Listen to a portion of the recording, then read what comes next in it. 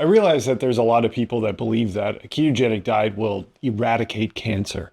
And in the same vein, fasting will also eradicate cancer. Still, I'll dare to introduce this brand new detailed study indicating the potential harm of a ketogenic diet for cancer.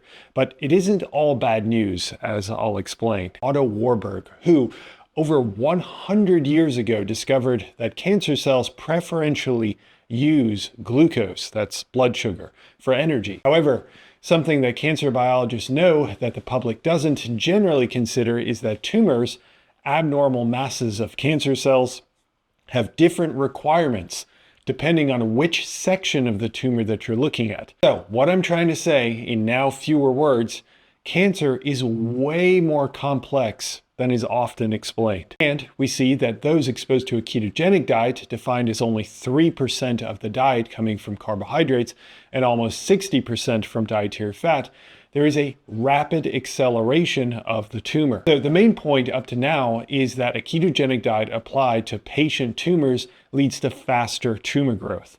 Now, the reason for that accelerated growth is due to the specific effects that ketones have on these tumor initiation cancer cells. In fact, these cancer cells become, in a manner of speaking, addicted to ketones, not just because they use them for energy generation, but also because they can reroute these ketones to be used in building blocks for the generation of fat to create cell membranes for the cells, called lipogenesis. One, this tells us that there may be a unique harm for those with cancers that express high levels of these ketone transport proteins. Two, it also tells us that a ketogenic diet may not be universally negative, as it may depend on the expression of these proteins. This leaves us in a seemingly off situation because on one hand, there are also studies that show that ketogenic diets and generally raising ketones like fasting can diminish tumor growth. And yet, we then see studies like this one, and there are others, that indicate worse outcomes. Meanwhile, glioblastomas, melanomas, and as we saw here, lung cancers are better off without ketones present.